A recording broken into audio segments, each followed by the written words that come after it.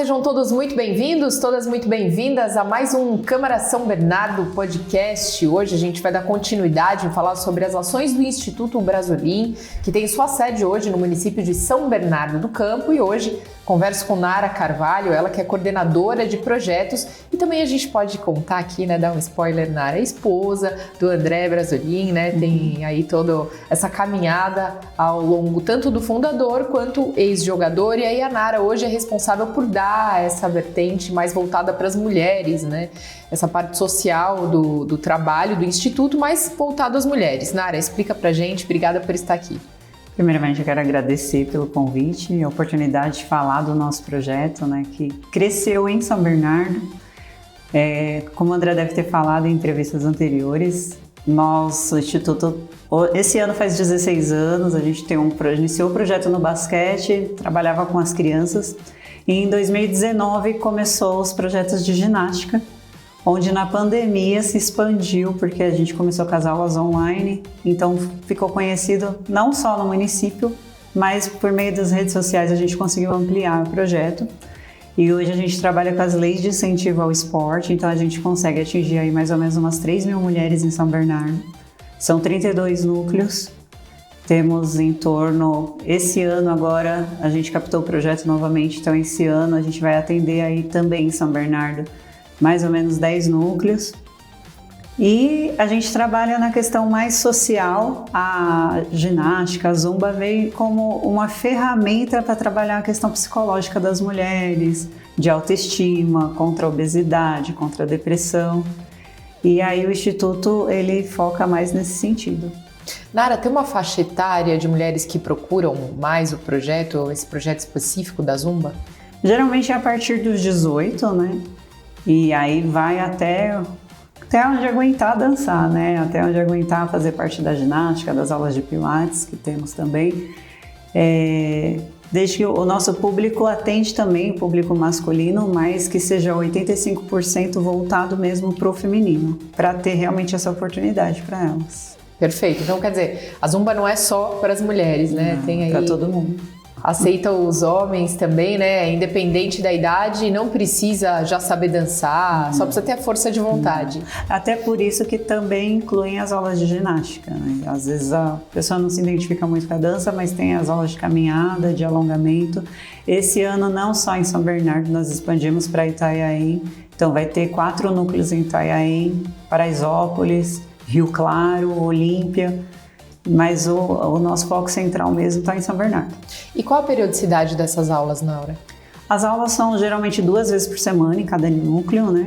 E tem eventos também, e quando tem eventos nós juntamos todos os professores de São Paulo, e aí vai em torno de 500 a 1.000 mulheres, né, participando no dia do evento.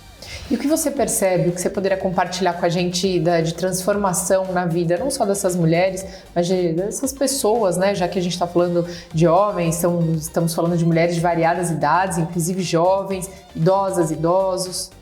Acho que é muito a cura emocional. Esse mês, inclusive, é o mês da saúde mental, né?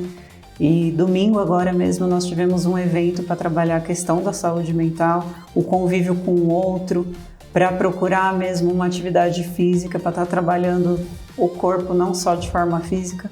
Tenho muitas alunas que dão, às vezes, depoimentos delas falando sobre a cura da depressão, não tomam mais remédio para ansiedade. Então, acho que ela foca muito nesse sentido.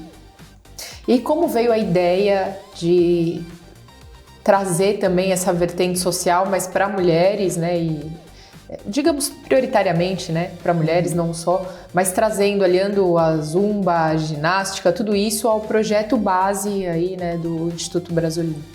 É que assim, a gente no início era trabalhado mais com as crianças e via muitas mães com aquela necessidade de participar de alguma coisa e não tinham assim muito o que fazer. Muitas mães, a gente trabalha com crianças de vulnerabilidade social, então não tinham condições de pagar uma aula em academia. E aí foi se colocando aulas nas praças, fez a parceria com a prefeitura, conseguiu utilizar os espaços dos ginásios e foi juntando cada vez mais mulheres. Muitas falam que não tinham acesso à atividade por falta de condição financeira.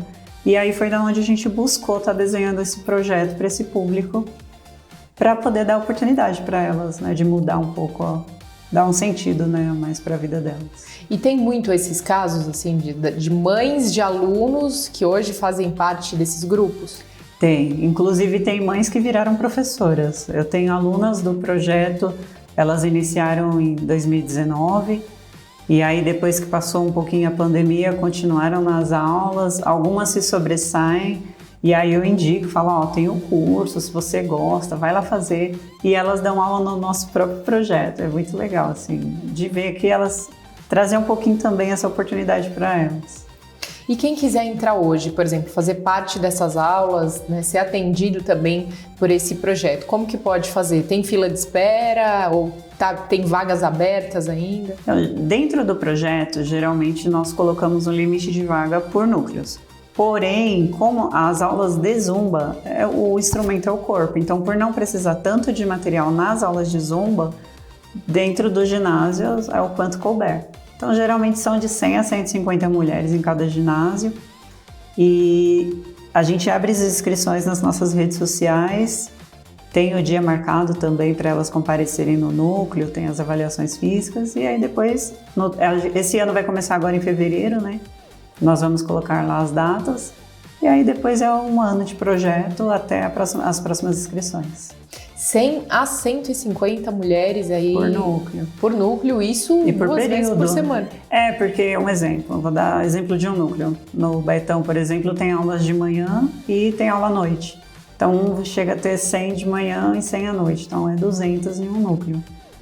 Isso em um dos bairros, né? E aí tem mais bairros da cidade.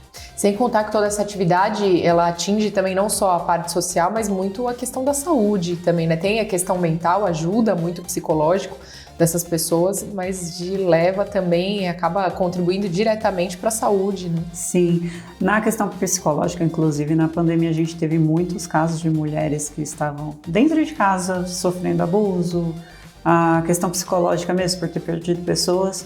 E aí, inclusive, dentro do projeto a gente criou um grupo que chama Mulheres Fênix e a cada 2 vezes no semestre tem um encontro para falar não só do físico, mas principalmente do emocional. Às vezes nós chamamos algumas psicólogas, terapeutas, fazemos uma atividade diferente para elas, mas tem um grupo que elas uma mandam mensagens para outra se uma estiver precisando de ajuda para desabafar, mas foi tudo criado por meio saindo de dentro do projeto mesmo. E a rotatividade das alunas é muito grande ou geralmente quem entra no projeto continua e está com vocês até hoje? É muito difícil sair. Tá sempre chegando mais, mas geralmente elas só saem se tiver que mudar de cidade, mas estão sempre perguntando. E o gostoso das aulas, assim, inclusive dos eventos, quando nós juntamos vários núcleos, que não fica só o nosso projeto, né? Em São Bernardo tem diversos projetos, o Instituto é um dos maiores por conta de lei de incentivo, mas a gente consegue reunir pessoas de outros grupos também, professores também de outros projetos participam com a gente, então isso é legal. E são quantos professores hoje no total? No nosso projeto são em torno de 10 professores, mais ou menos. Cada professor dá aula em 3, 4 núcleos. E você também faz parte deles? Você também vai dar as aulas ainda? Eu também, não consigo ficar parada, né? Hoje eu estou mais na parte da coordenação dos projetos, tanto do basquete com as crianças, quanto da ginástica. Porém, é um momento que para mim também é uma terapia, então não consigo ficar, pelo menos 2 vezes por semana, um núcleo eu vou lá dar aula. Muito bem, Nara, vou pedir para que você deixe então um recado, né, convidando as pessoas que tiverem acesso a esse podcast para que, se não puderem participar, que pelo menos conheçam o projeto.